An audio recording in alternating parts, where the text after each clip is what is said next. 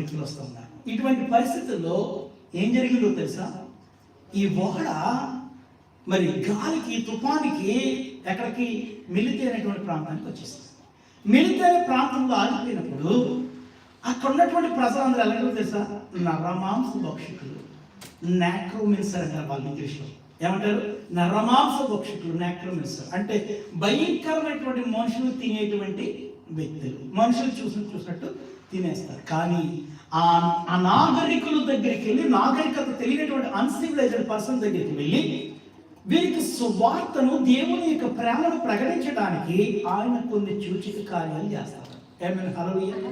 ఈరోజు ఒక మాట మీతో చెప్తాను, మన జీవితంలో మనం పుట్టిన మొదలు చనిపోయేంత వరకు కూడా ఎవరికైనా సువార్తను మనం ప్రకటించాలి. ఏమైనా హల్లెలూయా. ప్రభు నిన్ను ఎంత సంపాదించుకున్నామని అడగడం, ఎంతమంది పిల్లలని అడగడం, ఏమని అడుగుతాడో తెలుసా, నువ్వెన్ని ఆత్మలు నా రాజ్యానికి తీసుకొచ్చావు, నీ వల్ల ఎంతమంది సువార్త ప్రభావితులయ్యారు, నువ్వెంతమందికి రక్షణలోనికి, మారుమనసులోనికి, బాప్తిస్మలోనికి నడిపించావు, నువ్వెంతమందికి సువార్త ప్రకటించావు, నీ రక్షణ బట్టి, నీకు దేవుడిచ్చినటువంటి సువార్తను బట్టి నువ్వెంతమంది దేవుడు నామాన్ని మహిమపరచగలిగావని, ఎన్ని ఆత్మలు ప్రభు దగ్గరికి నడిపించగలిగావని, ఇది ఒక్కడ మాత్రమే అడుగుతాడు. ఇది ఒక్కటే దేవుడు నిన్ను అడిగేది. ఆయన అంటాడు, మంచి బలాదాసుడా, నీవు నా పట్ల నమ్మకం కలిగి పరిచయం చేస్తావు కాబట్టి ఇదిగో నీకు పరలోక రాజ్యం, నా పక్కనే ఒక సింహాసనం. ఏమేమి చెప్పడం కూడా దేవుడు ఈ రోజు నువ్వు ఏం సంపాదించుకోకపోయినా కొన్ని ఆత్మను సంపాదించాలి. ఏమేమి హల్లెలూయా. కొన్ని ఆత్మను సంపాదించగలిగితే దేవుడు దానికంటే మించిన ఆస్తి లేదు. ఏమేమి హల్లెలూయా. ఎందుకు ఈ మాట చెప్తుంది తెలుసా, నీ ఆస్తి నేను విడిచిపెట్టేస్తుంది, నీ పిల్లలు నేను విడిచిపెట్టేస్తారు, నీ కుటుంబం, నీ భార్య, నీ బిడ్డలు నేను విడిచిపెట్టేస్తారు. కానీ ఒకవేళ నువ్వు విడిచిపెట్టకపోతే అవి నేను విడిచిపెట్టేస్తాయి. ఒకవేళ అవి విడిచిపెట్టకపోతే నువ్వు విడిచిపెట్టవలసిన పరిస్థితి ఉంది. నలుగురు మీరు తిరిగి రండి అన్నప్పుడు మనం ఒంటరిగా వెళ్ళవలసిన వాడు మేకున్నాం.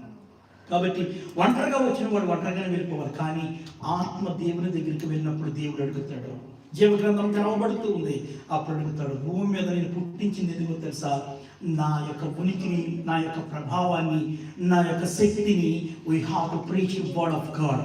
నీవు యోధా సమరయ పట్టణాల్లోకి బుదిగంతముల వరకు వెళ్ళి నిన్ను సువార్తికుడిగా ఉంచింది, అనేక మందికి సువార్త చెప్పమనింది. ఎందుకో తెలుసా, నిన్ను సువార్త చెప్పడానికి పంపించింది. నా యొక్క సువార్త అంటే ఏమీ లేదు, దేవునిలో ఉన్నటువంటి ప్రేమను ప్రకటించమని చెప్పాను. నా ప్రేమ ఏదైతే ఉందో ఆ ప్రేమను మీరు వారికి చూపించమని చెప్పాను తప్ప, నువ్వు అది విడిచిపెట్టేసి నేను అక్కడికి తీసుకెళ్తా ఉంటే అది విడిచిపెట్టేసి నువ్వు వేరే వాటి కోసం ప్రయత్నం చేస్తా ఉన్నావు. ఏమైనా హల్లెలూయా. ఒక ఆయన బాగా సంపాదించేసి వెళ్ళిపోయాడు, అతను చనిపోయాడు, వెళ్ళిపోయాడు, నరకంలోకి వెళ్ళిపోయాడు. ఒక ఆయన సంపాదించేసాడు, ఆయన సంపాదించిన ఇంటికి కూర్చొని ఆ ఇంగ్లీ మీద తింటున్నాడు, చచ్చిపోయాడు. చచ్చిపోయకుంది లాజర్ ఎక్కడికి వెళ్ళాడు, పరలోకం వెళ్ళాడు. ధనవంతుడు ఎక్కడికి వెళ్ళాడు, నరకంలోకి వెళ్ళాడు. అప్పుడు ధనవంతుడు అంటే, లాజరు నువ్వు కనీసం నాకు ఏ పిల్లలు వచ్చి నువ్వు సొక్కయ్యో బాబు, ఈ మంటలు గలగలా మాడిపోతున్నాను అన్నాడు. దేవునికి స్తోత్రం.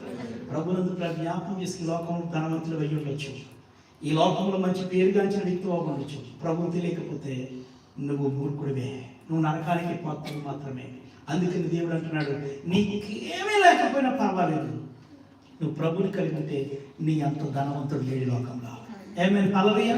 అందుకని ప్రభునికి అప్పగించిన పని తెలుసా, సర్వ సృష్టికి వెళ్ళు, సర్వలోకానికి వెళ్ళు, ఈ have to preach the word of God. దేవుని యొక్క వాక్యాన్ని చెప్పు, వారిని రక్షణలోనికి, మారుమనసులోనికి నడిపించు.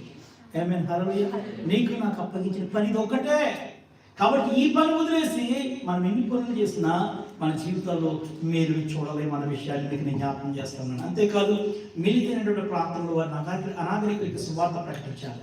ఇప్పుడు ప్రకటించడానికి అక్కడ ఏమైపోయిందో తెలుసా, వాళ్ళందరూ అనాగరికులు, నాగరికత తెలియదు, దిగితే వాళ్ళు మింగేస్తారు, తినేస్తారు, మరి చీల్చి చెండటేస్తారు. అటువంటి పరిస్థితుల్లో యాంటనీ పౌలు గారు దిగి ఏం చేస్తారు తెలుసా, వాళ్ళందరూ యాక్చువల్గా చెప్పాలంటే ఏం చెప్పినా చదవస్తుంటే మనం ఏం చేస్తాం, ఏసీ ఉంది కాబట్టి కట్టేస్తాం, లేకపోతే ఏం చేస్తాం, లేకపోతే నాకు వేసుకుంటాం, ఇంకోటి లేకపోతే ఏదో కప్పుకుంటాం. ప్రభుత్వం లేకపోతే ఇంకోటి ఏదో చేస్తాం. మనకి దేవుడి జ్ఞానం ఇచ్చింది. కనీసం వాళ్ళకి ఏం తెలియదంట, నిప్పు రాజు పెట్టడం కూడా తెలియదంట. వెంటనే వాళ్ళని చూసి వాళ్ళందరికీ సువార్త ప్రకటించాలంటే ఏదో ఒక చూసి కార్యం చేయాలి మనని. అక్కడ కొన్ని మోపుడు పొలలు ఏరాడంట. మోపుడు పొలలు ఏరక్కడ పెట్టి ఏం చేశాడు, పొలగేసి మాట్లాడాడు. ఎప్పుడైతే ఈ పని చేస్తున్నాడో ఆ నాగరికులు